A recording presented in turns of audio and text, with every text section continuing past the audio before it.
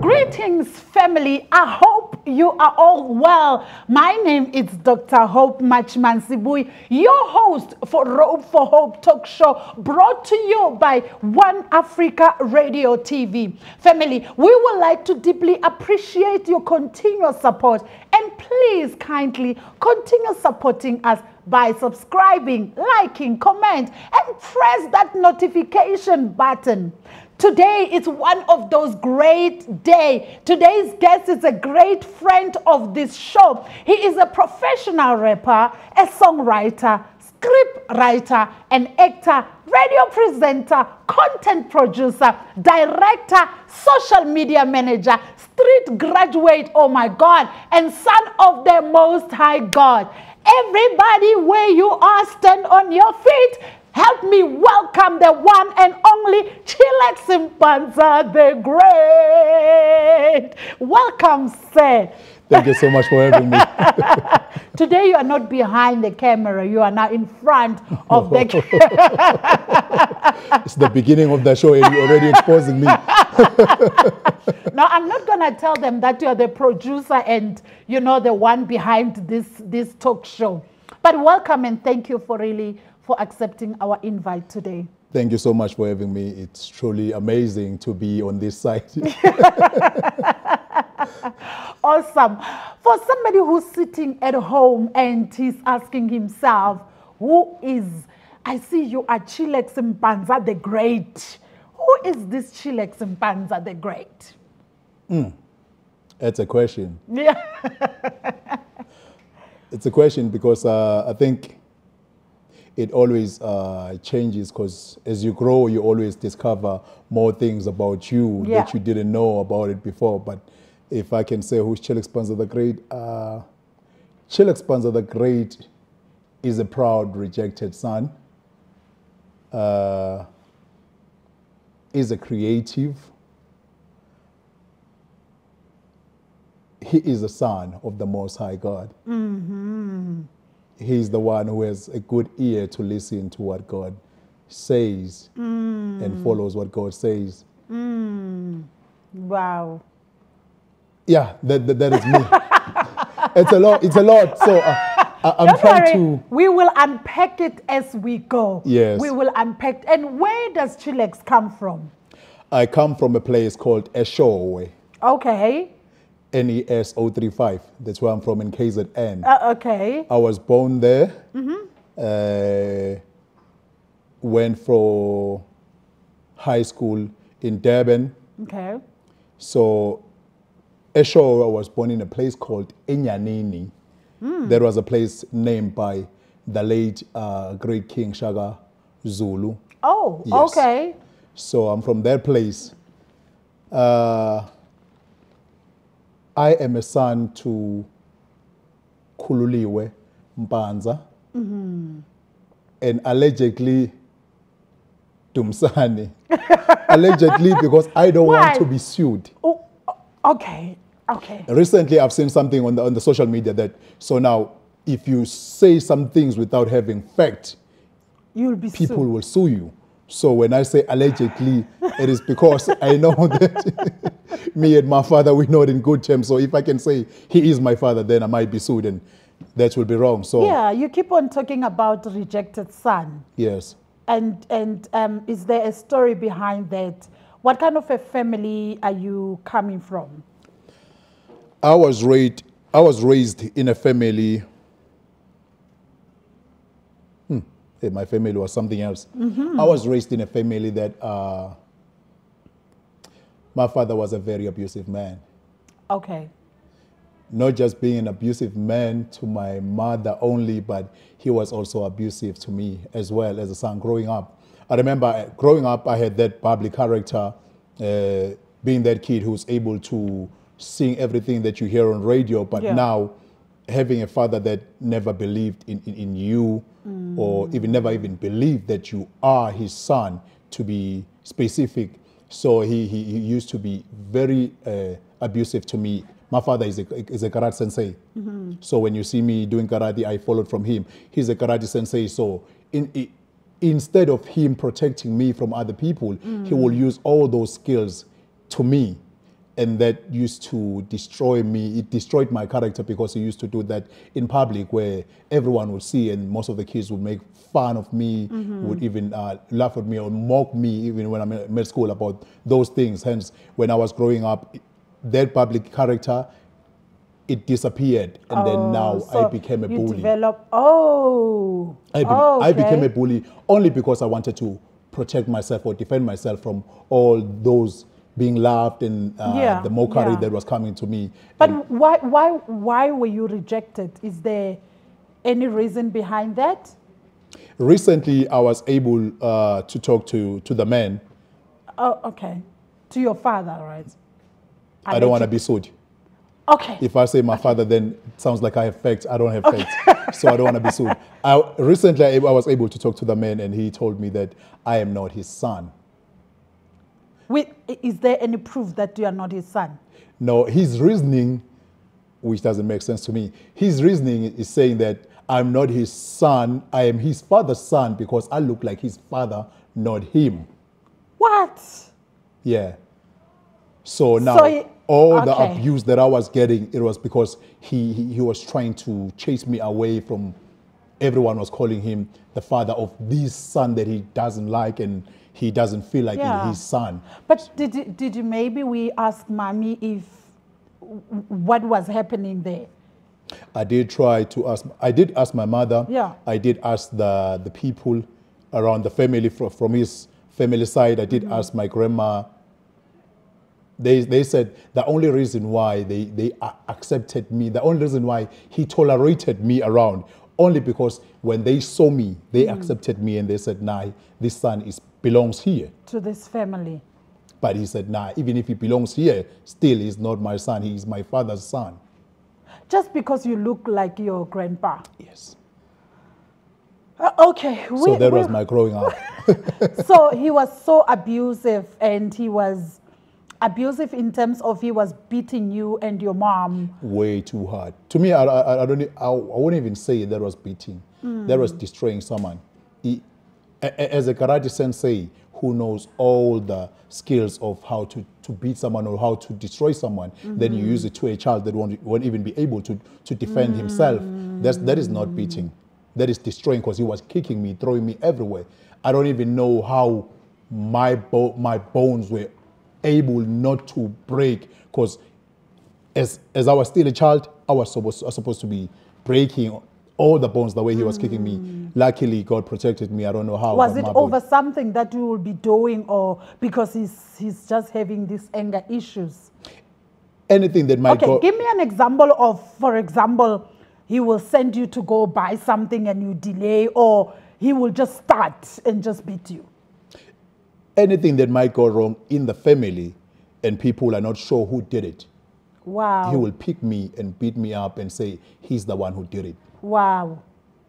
My goodness. Without having facts, without even trying to investigate who did it. Nah, he's the one who did it, and he deals with me.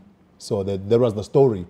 And hence, I remember growing up again, I remember I had friends who were in the army, because where I grew up, Eshowe, Nyanini, it was a dangerous place for a child to grow up to. So I remember they were the elder brothers to me. So they gave me a gun to say, you know what, whenever you encounter any problems, keep it and you defend yourself, or either you protect yourself. That? I'm quite sure it was around 9, 10, somewhere there. So they gave you a gun? Yeah, they gave me a gun. It was rough where I grew up to. It was very rough. But now, after realizing that the problem that I'm encountering is not what they were thinking, the problem is my father. So I wanted to kill the man. What? Yeah, very young age. Possibly, I'm sure I was around 10. I wanted to kill the man because I remember I went out, because he used to drink a lot around that time. I went out, waited for him in the tavern where he used to drink. I waited outside for a very long time. And by God's grace, I fell asleep. And I woke up around 4 in the morning, and I just gave up on that thing. But did you grow up also, like you indicated that you you also became now a bully. Yes. Is it from that experience also? So you started to develop anger, or that was what you were thinking, this how life should be? Yeah, I started developing a lot of anger because also I didn't understand how come a man that is supposed to protect me is the one that is destroying me and that is making fun of me in the public, because he's supposed to be the one protecting me from the public. So now I try to grow to be the man that can protect himself, and in doing that, I ended up becoming a bully as well.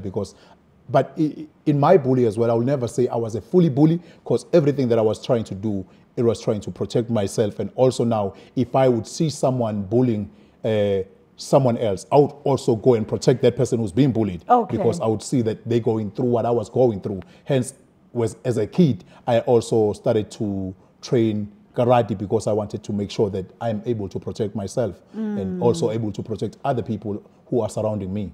So what was your feeling when your allegedly father... Thank you so much for saying that. was abusing your mom in your presence?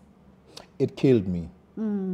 It killed me inside. Hence, I say I even wanted to kill the man, because I felt like I don't have power, physical power, to fight the man, because he's a karate sensei. So I don't stand any chance. So growing up in that situation, because I'm sure I saw that situation for more than 3 years, and I was like, nah, I need to end this thing, because I can see my mother is failing to end this thing, and she can't. This man is well skilled. So the better option for me, it was to take him out with a gun. Is this why when you were growing up that you actually started to be protective to people who abuse other people? Like, you cannot stand anyone beating anyone around you, especially when it comes to women.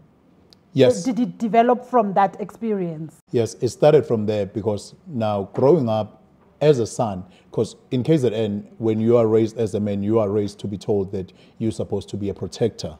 So now, growing up, knowing that I'm not able to protect my mother was killing me. Hence now, growing up to be the boy and becoming a man as well, I started to say, I failed to protect my mother when I was young. So all these women that I can see that they are going through that situation, I'm standing in a point where I'm able to protect. So whenever I see that, I get to be way too defensive and try to protect by all means, because I failed when I had an opportunity to do that to my mother. So right now, I have the best opportunity to make sure that that doesn't happen. Okay. But also, when you were growing up, that people were starting to tease you because of your voice. That you've got a big voice. And did that also contributed to like you having a low self-esteem at that time, or how did it affect you in terms of that? Well, that thing destroyed me. I won't lie to you. It really destroyed me, because now I couldn't help that my voice was changing as I was growing up. I had a small voice. Then all of a sudden, my voice changed and became bold. So now whenever I would speak to my peers to say, I would see whenever I say something, they would repeat that and try to imitate me, and it would sound so bad when I hear it. Like, that means I sound so bad if I sound like the way they're saying. So I tried by all means to try to squeeze or compress my voice so that I could sound the same way that I was sounding before, which was not working, because sometimes I would forget. And I remember I once said this thing when we were doing a radio show, that I only realized later in life that most of the people who are bullying people, they have a secret of identifying a great thing for that person, before or a great gift for that person before the person can realize, because whatever that they be criticizing or whatever that they're trying to bully, it is something that will be a tool that you will use for a better future, or for bettering your life. Wow, wow. Okay, wow, that is so too much. So how did you realize your passion about music? Well, I mean, in the midst of it all, the bullying, the abuse, your dad, your mom, when and how did you realize that passion? Well, it It was accidentally that I started to understand that I'm good in music and also just in songwriting, because I remember at school there was a song by Shaggy called My Angel. Okay. I used to sing that song a lot, but remember around those times we didn't have what we have right now, that I can be able to Google the lyrics. Yeah. So I used to sing that song and I realized I didn't know the lyrics, and I started writing my own lyrics. Okay, let's do the way you were doing it wrong. I can't recall now. I cannot recall. I was way too young. I was way too young around that time. I always look at people when they sing songs and they sing the wrong lyrics, and I'm like, okay, okay, please go to Google and get the right lyrics But now, right there. funny enough for me, when I was doing that, Yeah. there were a lot of ladies or girls whom I was studying with who used to hear me singing that song, and they asked, can you please write us the lyrics of that song? Then I started to write my own lyrics, and I gave them. And before the end of the week, I saw almost 90% or 70% of the school, they were singing those lyrics like they were the actual lyrics. So that's when I started realizing, oh, that means I am good in songwriting, because now they're loving what I wrote, and I know exactly that's not the actual lyrics. And they were singing them and loving them the way they were. But why specifically hip-hop? Well, I started by writing R&B from that song. Okay. I started by writing R&B. I felt like, nah, it is failing to relate to the story that I wanted to tell. I went to Kwaito. I felt like Kwaito was limiting me. I went to gospel. I felt as well like, okay, it still has that sense of emotions, but it's still limiting me. So when I went to hip hop, it is because hip hop allows you to be able to tell your story without being limited by any rules that they put into a certain genre. With hip hop, you know that there's 16 bars that you write, there's 24 bars, there's 32 bars. So you are allowed to do whatever that you want, and you can tell your story however that you want, because I wanted to be a storyteller and be able to tell the story of my story, and also the story that I grew up around and seeing those things happening to other people. So I wanted to relate into the music, hence I chose hip hop. Okay, so you now left home and came to Johannesburg. However, things fell apart and your world was shattered. Tell us what happened. Yeah, I go deep. When I get my guests, I go deep. I dig deep. You know, that story, it was something that was looking so promising, so bright, so beautiful, because what happened is I first met Tsidi from Malaika. Okay. It was way back when they were starting up as well, when they had that single of Sibonga Bazali.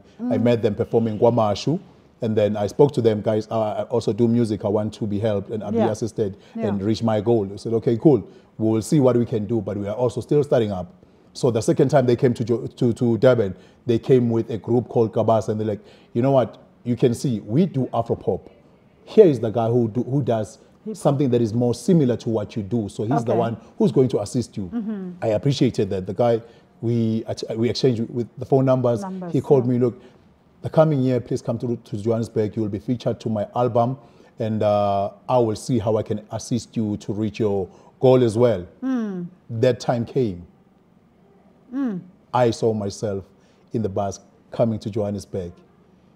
My first day was a mess when I got to Johannesburg. Okay. I met the guy at Park Station. Right there when I met him, started saying, you know what, something bad happened at home. My grandma just passed away, so you won't be able to stay with me. What I will do is that I will take you to my friend who has a place to stay in Newville, which is Vugani, who runs a place called African Child. So it's okay.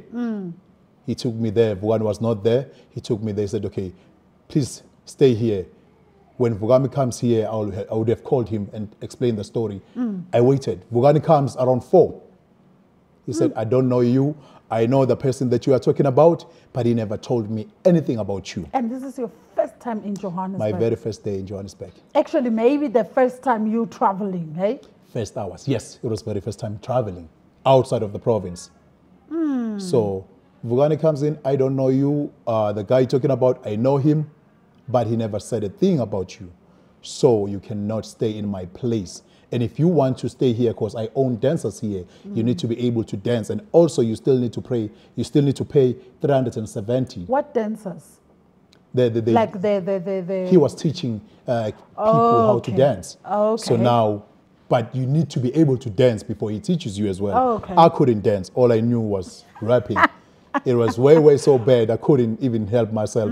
So and you didn't even have that 300. Now, the problem was, the guy, when he left, he took my 900 and said, I'll take this 900, which was my last money, and book you a studio so that you'll be able to do a demo. So when he left... So you're empty-handed. I don't even have a 10 rand to buy food. I called him, like, this guy is saying this thing. He said, nah, there's nothing I can do. I'll come back tomorrow. So that means I need to see myself for the whole night, which I don't even know anyone in the city. So my first day, I was in the street. You slept in the street? Yes, I slept in the park. And which year was that? 2005. Wow. I still remember it vividly. And you couldn't even think of phoning home and say, Mommy, things are bad, and you acting as a man like, I got this, like I have to go through the struggle.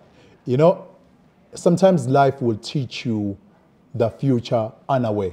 It was not my first time sleeping in the street. When I was in Durban, I was staying with my aunt. So now, just because when I was growing up, I started searching friendship from the wrong people, I was involved in crime. So now when I started staying with my aunt. Before you came to Johannesburg? Before I came to Johannesburg, before I even went to Durban, when I was still a show, I was involved in crime because I was hanging around with the wrong friends, but to me they were looking right because they were supporting me. They were good people to me. I won't lie, they were good people to me because they're giving me that support that no one is giving me at home. So I was involved in crime. So when I started staying in Durban, my auntie, when I started to do music, she started thinking that, okay, he's back into his old ways of crime. So she sent me back to Eshowe. But I find a way of coming back to Durban. But when I did that, I started staying in the street first before I got someone who assisted me, which was a lady called Ulinda Mpanza. So when I got here... So you're a street graduate. That's the reason why I always say that I'm a street graduate. You always say you are a street graduate. Yes, it's because you stayed in the street for long. And on the first night, you said you slept outside and without a place to sleep. Then what happened? Did he come back the following day? No, he didn't. I called the following day. He did not answer his phone. He answered the first time because we're still using those phone numbers where there's a public phone. Exactly. So I called him. He answered. He realized it was me. Dropped the phone. Never answered his phone again. So I had to see myself on how I survive in the street because I wouldn't allow myself to go back. So were you also involved in crime when you were in Johannesburg, like you said you were when you were in Durban? Not because really. You were staying in the street. What were you eating? I mean, who was supporting you in those days? The way to survive in the street. So I met few people who were staying in the street, and they told me the places where they feed street kids. So I knew there are times. Okay, so when I wake up in the morning, I'll go there. They feed people around 9. I'll go and eat there, then go straight to my hustle and try to hustle a record deal, which was failing as well. And around 4 o'clock again, I'll come back and go to a different place where they also still feed street kids and go eat, and that was my life. Recently, we lost one of the hip-hop icon, AKA, and that was the brutal way, of taking the life of somebody. But in the hip-hop, I know not only the hip-hop industry have lost somebody, but the whole world actually is mourning on that. But on your side, how does it really affect you in terms of what has recently happened as part of the hip-hop family?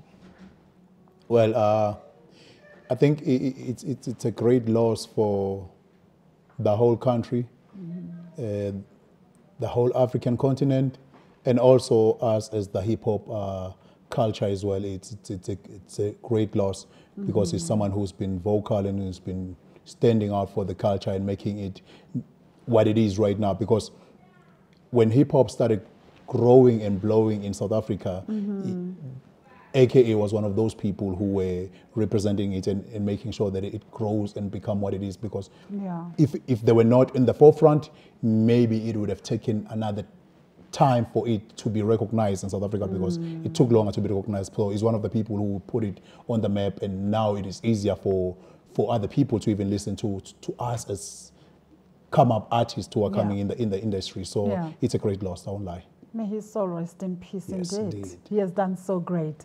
Let's come back to you, to your hip-hop music. Yeah. One of your songs, Uzwile, and the other one is called That's Me, were your first major single to be recorded by the South African music industry at large. And yet you started working way back. Please take us through your music journey. Well, yeah, I started way back. I can say, to be more serious with the music, I started around 2003.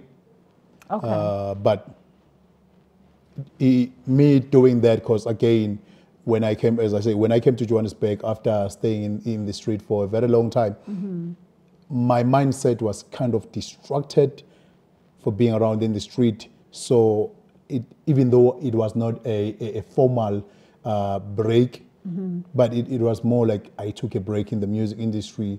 I got to be involved more into the street things, and I got to realize or get back to get that wake-up call only when I got shot as well. When I got shot in the street, that was the only wake-up call that I recorded. It was like, okay, shot now. As in the gunshot, or what do you mean? Explain to me what happened. So what happened is, there was a friend of mine who's from Dozuma in Durban, where I'm from. So he had a quarrel with some guys in the street. They beat him. He called me. Okay. And he called one of my close friends as well, called Schedule 6, that we help him. So I came early in the scene, asked the guys what went wrong, and they said, nah, we don't even care about you, we can even beat you. I got mad and beat the guys, and the few elder guys who were there, like, okay, if you do that, we are coming just now. Before, it was never even more than 3 minutes, and all I heard was the gun blowing. The gun sound blowing hard, and I couldn't even tell whether it was police or either. I did not think that they were going to come back. It was like they had hidden their guns in the corner, went straight to take them, and they come back and they start shooting. So the first time they started shooting, because it was 2 people and they both had guns, when they started shooting, they fell. So I couldn't, because the bullets were not coming to me. I thought maybe it is police trying to clear the fight. And they shot the second time. I was like, nah, police don't clear the fight like this. So this, when I started to check, I was like, oh, flip. These are the people that I was fighting with. They started shooting, and they were shooting heavily. I went from other street, trying to hide, and I could see that they were trying to come closer to me, though a friend of mine, Schedule 6, who was also trying to disturb them with his own gun. But I could see that they were trying to come closer to where I was, and there was no possible way that I could protect myself. Then I started running in the street, and I was the only one who was in the street. So they started shooting. In my mind, even still today, I don't understand how I survived, but I know that God is with me, because I could never say they shot 1 shot. It was more than 10 shots that I saw the bullets when I was running, because it was at night. You could see the light that, okay, there's a lot of bullets that are flying straight to you, but no bullet is hitting me. And in my mind, I was telling myself that I will only lie down when I feel like it hits me and I can no longer run. But even if they can hit me, as long as I'm still able to run, I will continue to run. And when I was going by the corner, that's when I got hit by 1 bullet. But I continued to run. Because as I was running, someone told me that there's blood in your back. So I couldn't even say. I just went straight to the hospital. So they shot you at the back? Yeah, they shot me at the back. But surprisingly, when I got to the hospital, again, I went there. The doctor just went to the x-ray and checked. They said, okay, the bullet is closer to the heart. We need to remove it. I'm like, okay, no problem. There's nothing I can say. And he said, nah, let's do another x-ray to check, because there's something that I'm not getting right. Went for the second x-ray, and he said, nah, it's a blood clot. It was not the bullet that went straight. The bullet hit you hard at the back, but I don't understand how it can hit you hard and not go straight. It hit you hard. Instead of it going into your heart, the blood clot went in, but the bullet never went in. So I don't know how God can turn a man's body to a Robocop body, that the bullet don't go in, because he couldn't believe when I said I was shot. He's like, are you sure you're not stabbed? I was like, no, I was shot. He's like, no, there's no possible way. And luckily, the bullet should have gone through. Luckily, there were some few people who also got shot in the same event in the hospital. So I was able to tell the doctor, no, you see that person who's in the wheelchair, he was shot in the same event where I was. And like, oh, flip, then God is with you, because there's no possible way you can tell that someone has been hit by a bullet. And the bullet, you can see the impact of the bullet, that it's able to move the blood clot, but yet still doesn't go in. So that's how I survived. And that was the wake-up call for me to start saying, okay, wake up. You're no longer in the street right now. You're out of the street.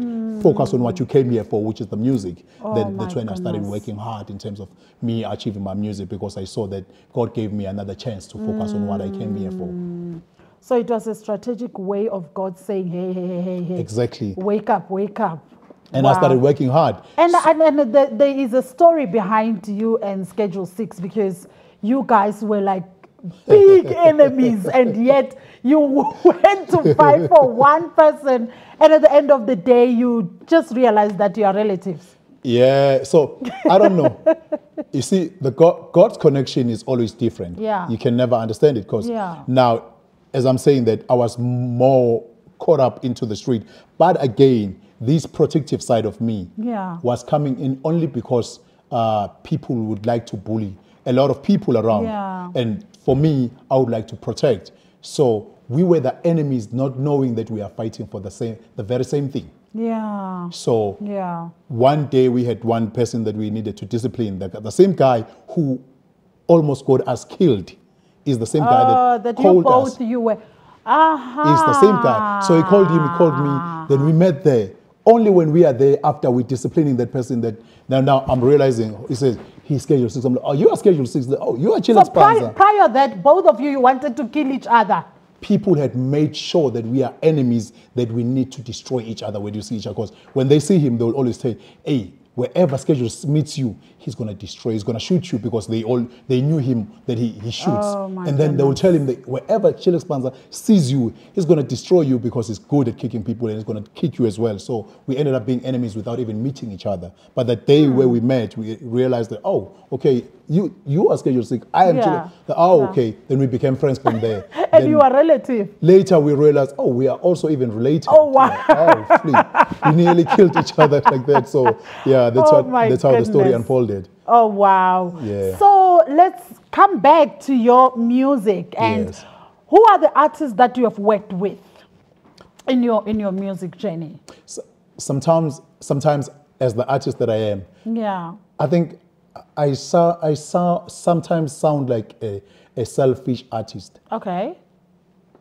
Because I am a storyteller, I don't like to feature a lot of people in my music, because I'm never sure if they will be able to say the same story that corresponds to what I want to say. But the people that I have worked with on my album, I worked with Ayanda Pyramid.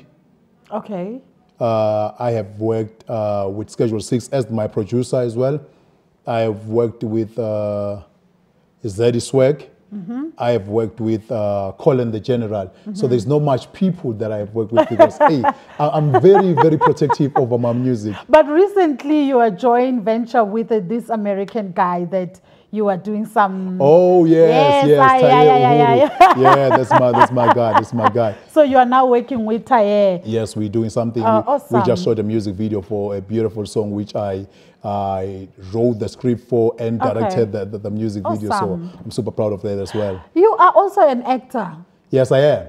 Oh my God, what is it that you don't do? Like, you are a producer, you are an actor, you are a scriptwriter. When did the acting started? Well, it started way back in my township, and let me just unfold the story. I remember there was one time I saw a group which was doing a theater play at school. So I saw them doing this thing. I was like, wow, I want to do that. Yeah. So I went for an audition in that group. I failed so dismally. To a point that, you know what, I don't want to do this thing anymore. Because I did it the first time.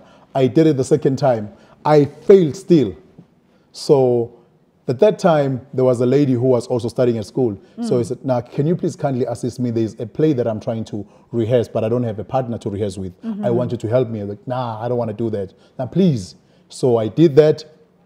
And then after a few weeks, I said, no, you know what we were rehearsing, I want you to go and audition to the same group with that thing now. So I went there, and finally they took me, like, oh, wow.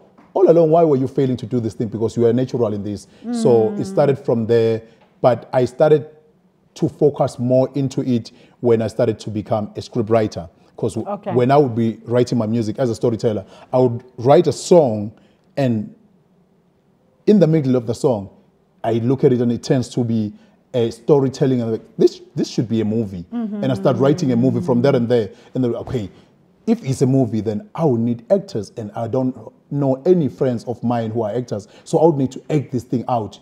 Then that's where the passion grew from. Wow, so you are really doing a whole lot of things in your life. I just want to take you back a little bit, and you will also tell me your highlight in terms of your acting, you know, in which soaps and movies or whatever that you have acted. But I have a question for you. Are you ready for this one? No one is ever ready when the question will be posed in that way. Now you must be ready for this one. Okay. You spoke about your father and how he ill-treated you as a child. And have you reconciled with him? Have you forgiven him? Have you just let it go? I believe I have forgiven him. Especially as I said that I have met him, he poured his heart. I started to understand why he hated me so much. Because it didn't end only to him beating me or abusing me in that way, but also there was a name that he named me with that still tells me that he hated me way so much that I was like, okay, no problem. You know what? After we reconciled, I understand you feel like I'm not your son. It's okay, this particular moment.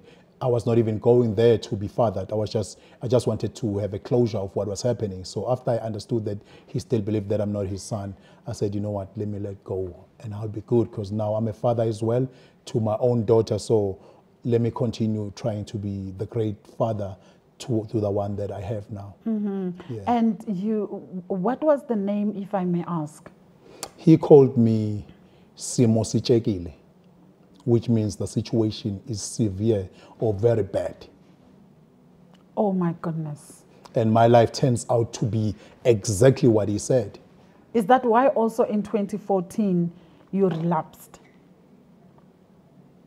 Wow. Oh, because things were like happening in your life when you feel like you are there and you go down again. Do you think the name has an impact on that? It had a lot. I won't lie to you. Hence, I'm saying, I can say it's only now that I'm seeing my life turning to be something good.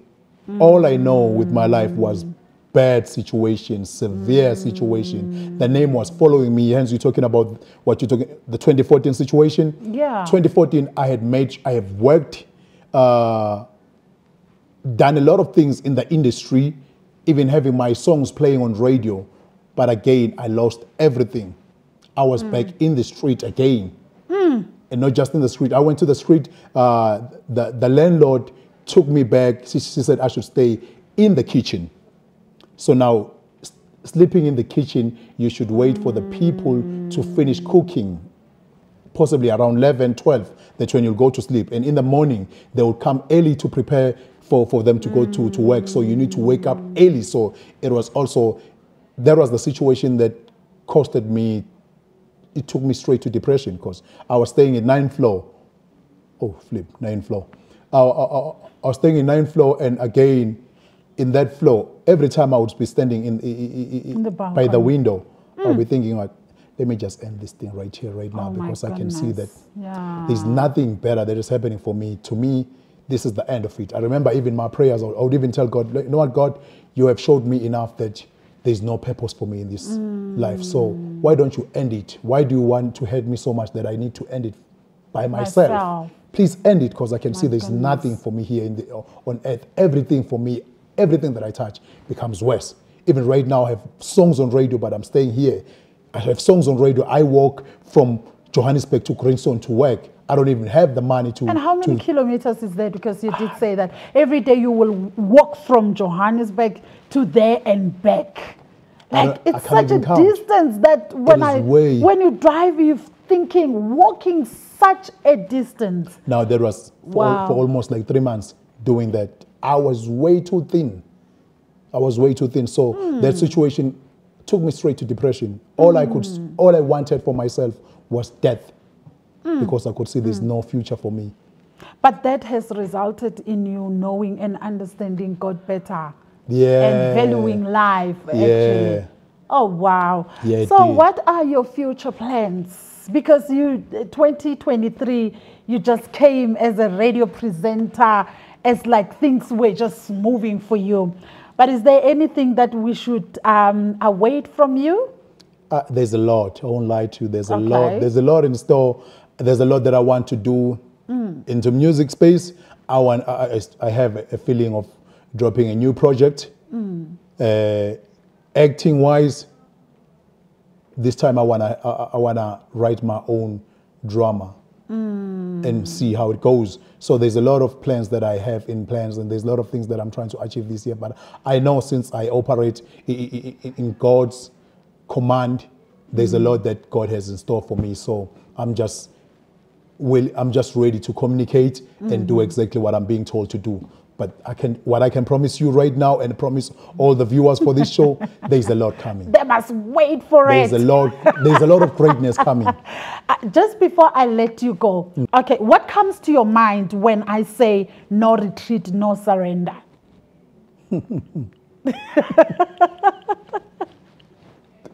I got you. Yeah, no. It is a movie that comes in my mind. Not just the actual movie, No Retreat, No Surrender, but a movie of life, yeah. But also having that no retreat. I'm not backing off. I'm going forward regardless. You can throw all the challenges that you want along my way. Trust me, I will conquer them. God was able to help me conquer them before. He can still allow me to conquer them right now. So no retreat. No retreat, no surrender. I'm not surrendering. And also that you are running one of the show on radio, on One Africa Radio TV. Shout out to One Africa. Shout out, po. That is called Undefeated. How did that come about for you to find yourself on radio? That's a beautiful story right now, because as we are sitting here, so for anyone who doesn't know how I got into radio, we were doing a proposal or a trail for this show to be seen, if it is possible, to be done in One Africa Radio TV. Okay. So when we were doing this show, I remember you were called into the office. That they want to give you a radio show, and once you were there, and you said no, you won't be able to work alone. You want to have a co-host, and you suggested me, and wow. Shout out to you. Shout out to you. Shout out to you for being the plug. And shout out to One Africa for believing that we can do this. Yeah, and it's doing well. Last word from you to somebody out there who's thinking that life is not worth living at this point. And from what you really have gone through, you have much to say to somebody out there. Somebody is discouraged and they're still in the street and life is not worth living for them. What can you say to them? Life is a progress. Life is a progress, and also one should know that we might have same gift, but they are here to serve different purposes. If your journey is faster or is quicker, it doesn't mean mine should be quicker, because mine has to serve a different purpose. If yours is quicker, it will serve its own purpose. But for me, I still have to represent the underdogs who took longer to get to where they are. So we should never try to copy or try to imitate or try to be like. We should always follow the process of our journey, because life is a process. But God has a plan for each and every one of us. Where can people find you? If they want to book you, you know, they want you to come to their functions as a musician and all that, where can they find you? Well, on all the social media platforms, I am at Chealex Mpanza, the Great. I am Chealex Mpanza, which is spelled Chealex, and Mpanza is Mpanza. And I would like to say shout out to each and everyone who's working for this production. It's a beautiful production, and shout out to my nephew, Schedule 6, who always riding with me, who's always believing in me, who's always trying to push me to say, hey. And shout out to you as well, because you also believe to me so much, and I appreciate that. Wow. Thank you so much, everybody, for watching. Life is really worth a living. Do not kill yourself. Do not give up. As you have this story, your story also can change, because let me tell you, God is able to transform and change the life of a person. Just keep on trusting on Him. Thank you for watching our show. We really appreciate. May the good God really bless you. From me to you, we love you. So Lucifer, the standard sako ungastropi. Someone left you the way you are. Hi, now we call me what to have sabusu to bani ozumnayegela mobiyazi, that's me. Bengelu what to have sabusu to bani ozumnayegela mobiyazi, that's me. Bengelu what to have sabusu to bani ozumnayegela mobiyazi, that's me. Bengelu what to have sabusu to bani ozumnayegela.